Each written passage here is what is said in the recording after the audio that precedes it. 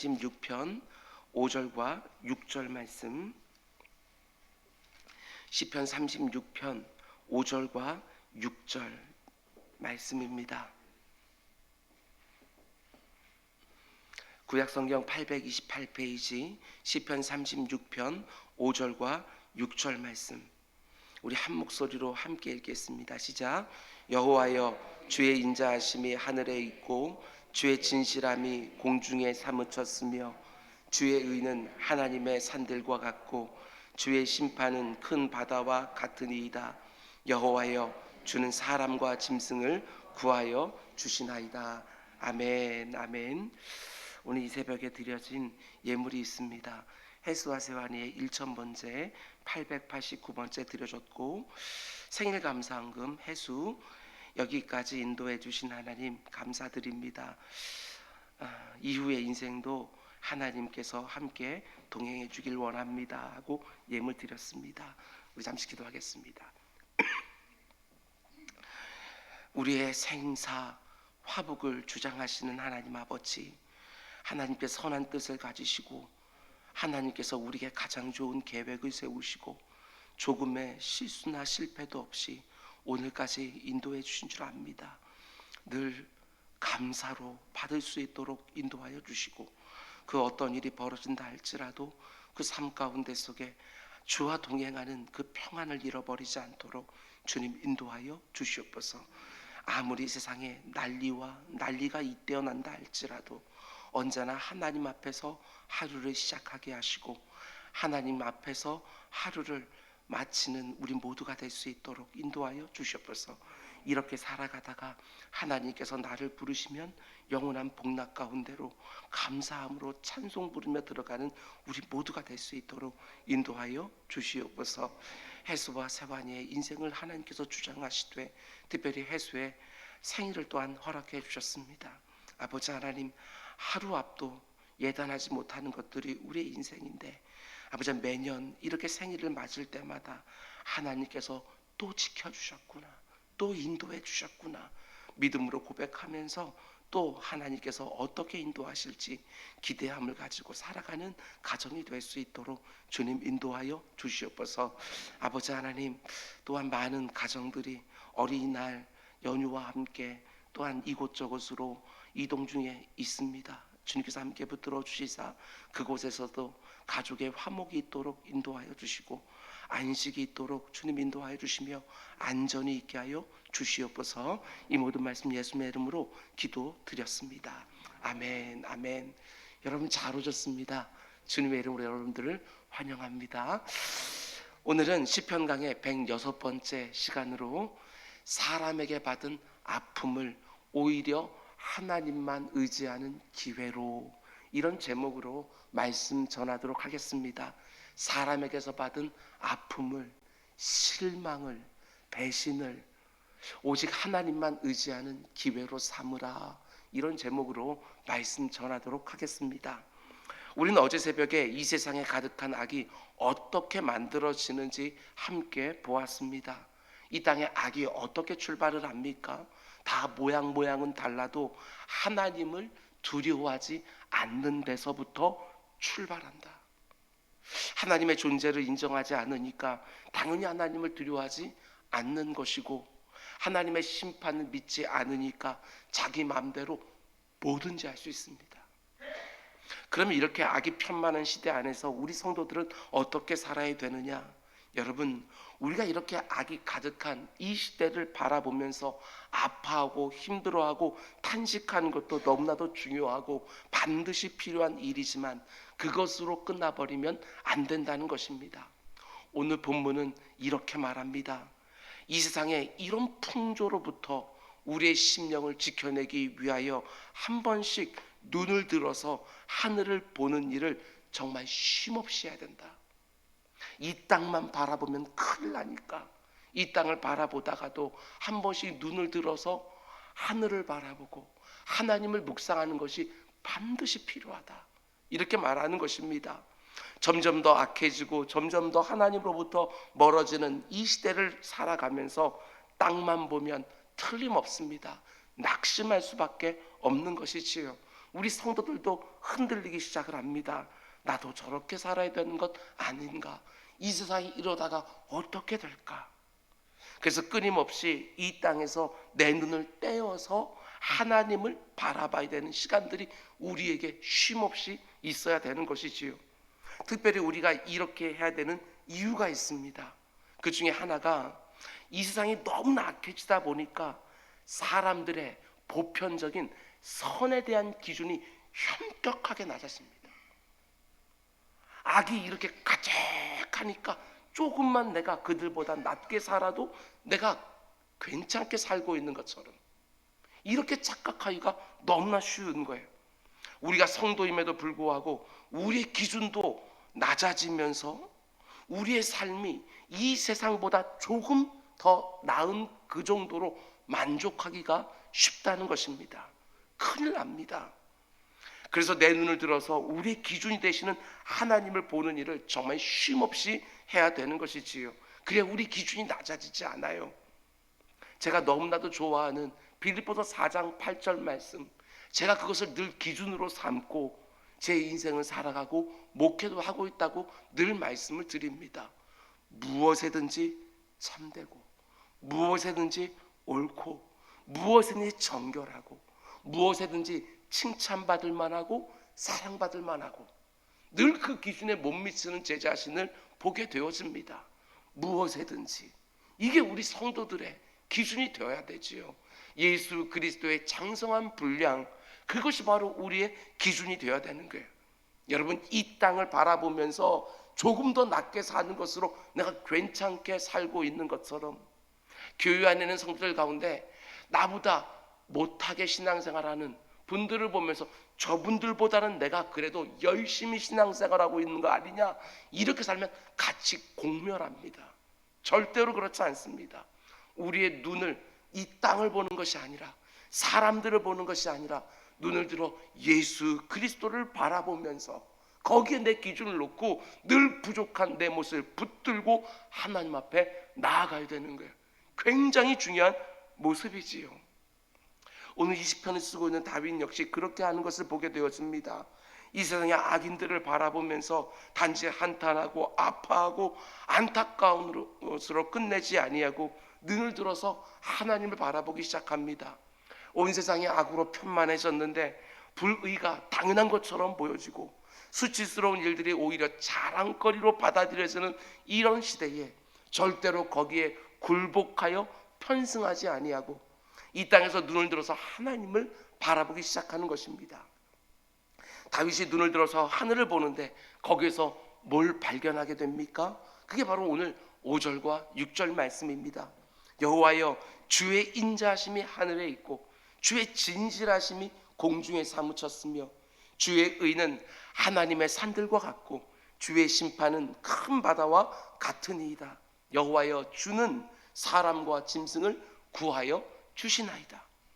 악이 가득한 세상을 살아가면서 마치 악이 이기는 것 같고 그 악에 동참하지 않으면 나도 제대로 살 수 없는 것처럼 보이는데 하늘을 바라보면서 하나님 묵상하다 보니까 이런 고백이 터져 나오는 것이지요. 여호와여, 주는 사람과 짐승을 구하여 구원하여 주시나이다. 이렇게 악한 세상이지만 하나님을 자신을 믿고 의지하는 백성들을 여전히 지키시고 보호하고 계시는구나. 이 믿음이 새로워지는 거예요. 불의가 온 땅에 가득해서 다윗은 마음이 너무나도 힘들었습니다. 악인들이 모든 것을 다 가져가는 것 같고 자기들이 원하는 대로 마음껏 사는 것처럼 보여서 믿음도 흔들렸습니다. 그래서 나도 어느 정도는 저렇게 살아야 될 것 같고, 아니 저렇게 살지 않으면 도저히 생이 불가능해 보이는 것 같은 세상인데 땅을 바라보던 눈을 들어서 하늘을 바라보며 하나님을 묵상하기 시작하니까 마음과 믿음이 다시 새로워지는 것입니다. 아니지, 저렇게 살면 안 되지. 하나님의 백성인 내가 저들과 똑같이 살면 안 되지.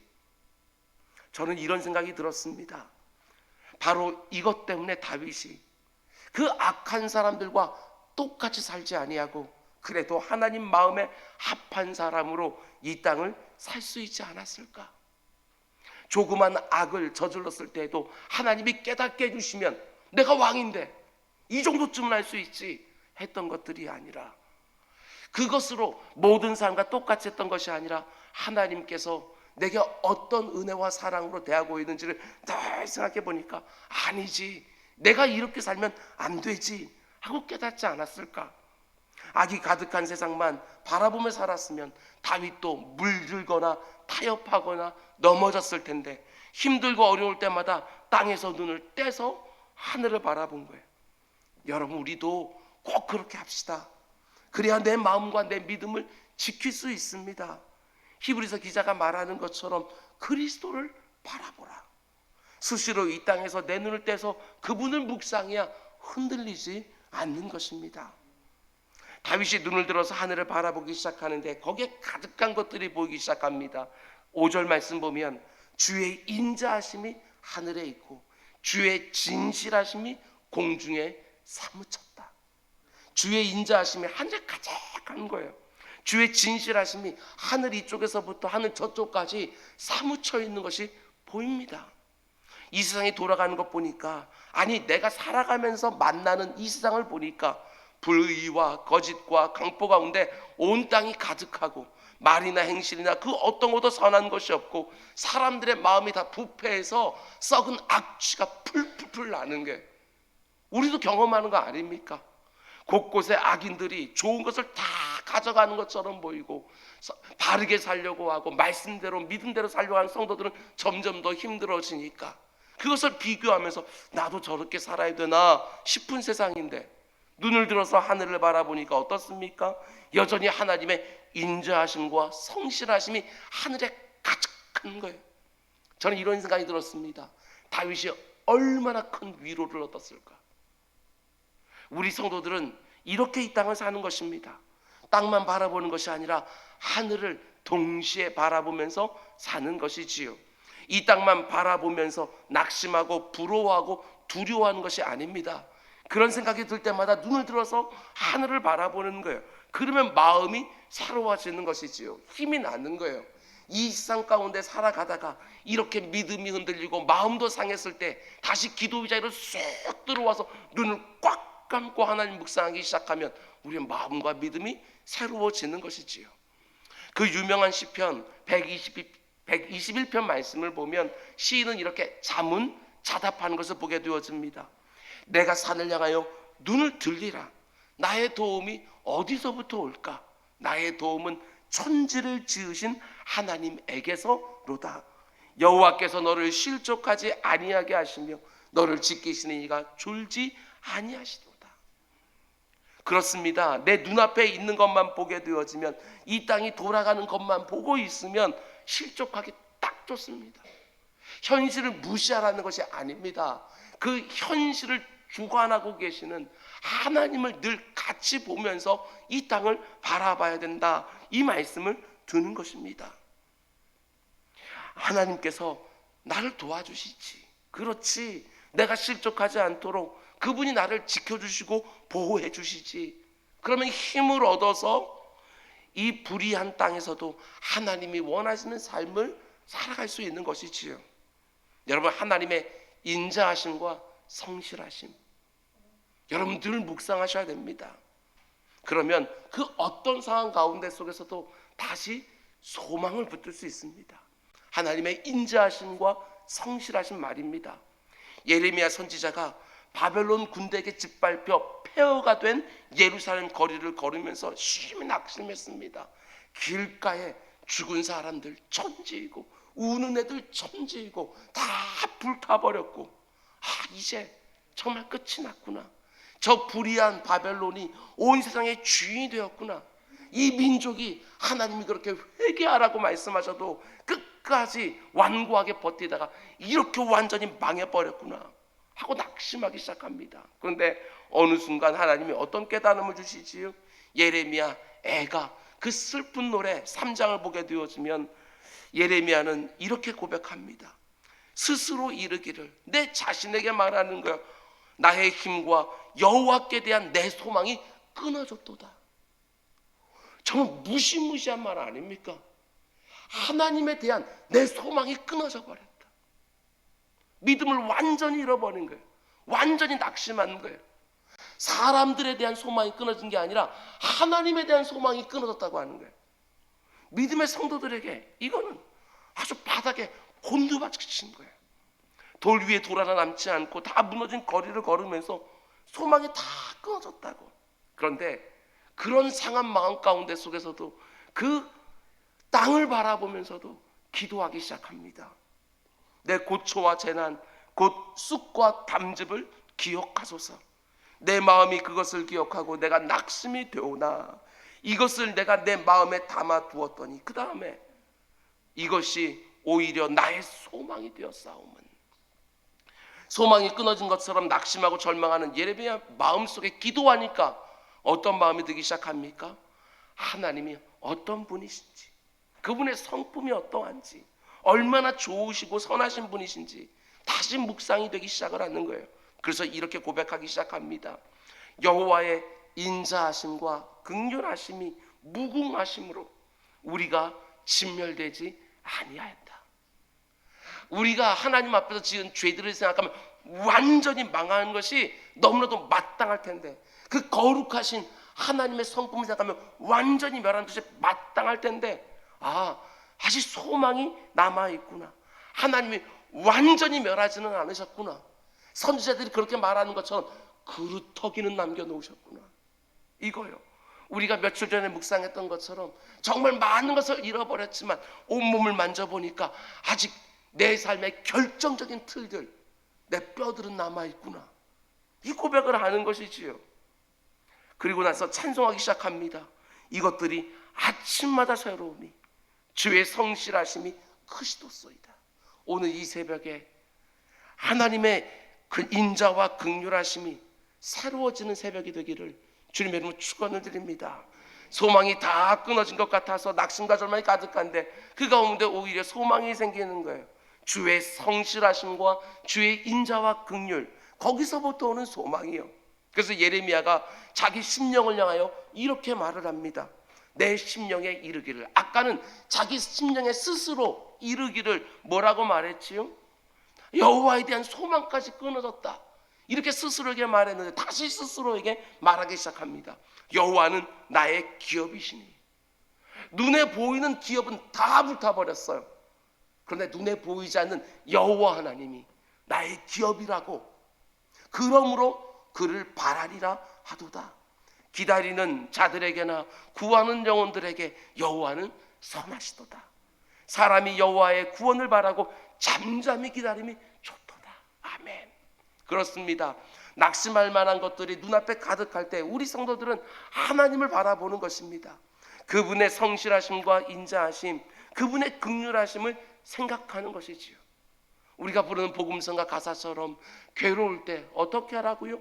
눈을 들어 주를 보라. 요즘 낙심한 분들이 계십니까? 오늘 하루 이 오래된 복음성가를 부르면서 하나님을 깊이 묵상하고 또 묵상하면서 하나님 향한 나의 믿음을 새롭게 하시기 바랍니다. 주의 인자는 끝이 없고 그의 자비는 무궁하며 아침마다 새롭고 늘 새로우니 성실하신 주님. 하나님이 내게 어떤 분이신지 정말 깊이 묵상하면 틀림없습니다. 정말 신비한 소망이 내 안에 생기는 것이지요. 이 소망을 경험하는 분들이 오늘 이 말씀과 함께 꼭 있기를 주님의 이름으로 축원을 드립니다. 그런가 하면 다윗은 또 이렇게 고백하죠. 6절, 주의 의는 하나님의 산들과 같고 주의 심판은 큰 바다와 같으니이다. 하늘을 바라보면서 다윗이 처음에 본 것은 하나님의 한 속성, 하나님의 사랑, 인자, 자비, 긍휼, 이런 것이었습니다. 근데 또 보이는 거 있는 거예요. 하나님의 또 다른 대표적인 속성, 하나님의 공의, 하나님의 심판, 이것도 보이는 것이지요. 하나님의 공의가 마치 산들과 같고 하나님의 심판이 정말 큰 바다와 같구나. 먼저 하나님의 공의가 하나님의 산과 같다고 할 때 그 산은 어떤 산입니까? 우리가 한 번씩 올라가는 매봉산, 안산, 이런 산이 아니고요. 유대인들이 하나님의 산이라고 부를 때 그 산은 굉장히 높고 너무나 웅장해서 심지어 신령해 보이기까지 하는 그런 산을 말하는 거예요. 그런데 하나님의 공의가 마치 그런 웅장한 산과 같다는 것입니다. 이런 의미 아니겠습니까? 절대로 요동치 않고 흔들리지 않고 언제나 그곳에 우뚝 서 있는 산. 그 산 밑에서는 난리가 나도 전혀 요동치 않고 우뚝 서 있는 산 말입니다. 다윗이 온 세상을 바라보니까 불의가 판을치고 악인들이 좋은 것을 독점하고 모든 일들이 그들의 논리대로 다 돌아가는 것 같아서 하나님의 공의가 다 사라진 거 아니냐, 저들이 두려워하지 않는 하나님의 심판이 없는 거 아니냐, 이렇게 낙심하지만 근데 눈을 들어서 하늘을 보니까 어떻습니까? 여전히 하나님의 공의가 전혀 요동치 않는 웅장한 산처럼 우뚝 서 있는 거예요. 악을 참아보지 못하시는 하나님의 공의가 조금도 흔들리지 아니하고 모든 악을 저 위에서 밑을 딱 지켜보면서 때를 기다리고 있는 것, 그걸 다윗이 본 것이지요. 얼마나 큰 힘을 얻었을까. 하나님이 다 지켜보고 계시는구나. 그런가 하면 6절 뒷부분 보면 다윗은 또 이렇게 고백합니다. 주의 심판은 큰 바다와 같으니이다. 이 세상의 악을 향한 하나님의 심판은 마치 큰 바다와 같아서 얼마나 깊고 넓은지 도무지 가릴 수 없을 정도로 깊이와 넓이를 가지고 있다는 것입니다. 다윗이 이 시편을 쓰기 시작할 때 마음이 정말 힘들었습니다. 온 땅에 악이 가득한데도 하나님이 그 악을 심판하지 아니하고 그냥 내버려 둔 것 같은, 은밀한 침상에서 악인들이 악을 도모하고 그리고 적극적으로 악을 추구하고 스스로 악의 길에 섰는데도 불구하고 그들이 승승장구하는 것을 같아서 너무나도 마음이 힘들었습니다. 아니, 하나님이 살아계신다면 어떻게 이 세상이 이렇게 악해지도록 그냥 놔둘 수가 있는가? 그리고 힘들어하고 낙심하고, 아니 이렇게 악한 세상에서 어떻게 성도들이 믿음을 지키면서 살 수 있는가? 그래서 두려워하고 있는데 눈을 들어 하늘을 바라보기 시작하니까 하나님의 심판이 큰 바다와 같은 거예요. 이런 의미 아니겠습니까? 우리의 판단이 도무지 미치지 못하는 깊이와 넓이를 가진 하나님의 심판하심이 여전히 유효하구나, 이걸 깨닫는 것이지요. 그러니 얼마나 큰 위로가 되었을까. 계속해서 하나님이 원하시는 선을 추구하는 양선, 담대함을 얻지 않겠습니까? 요즘 무엇을 바라보며 살고 있습니까? 소망이 전혀 없어 보이는 이 세상과 죄로 한없이 악해져 있는 사람들과 속이는 말들과 악한 도모들과 점점 더 극악해지는 이런저런 일들을 바라보면서 혹시 낙심하고 있지는 않습니까? 여러분, 사람은 원래부터 그런 존재입니다. 에덴 동산에서부터 사람은 원래부터 그런 존재입니다. 죄가 들어와서 하나님의 형상을 심각하게 훼손해버렸어요. 사람 보면서 낙심하지 마시기 바랍니다. 하나님의 아들이 직접 오지 않으면 안 될 정도로 사람에게는 소망이 없습니다. 오직 하나님께만 소망을 두고 살아가는 것이지요. 배우자와 자녀들에게 실망하고 믿었던 사람들에게 상처 입고 저 같은 목회자에게 놀라고 그러면 자꾸 인생들에게 넘어집니다.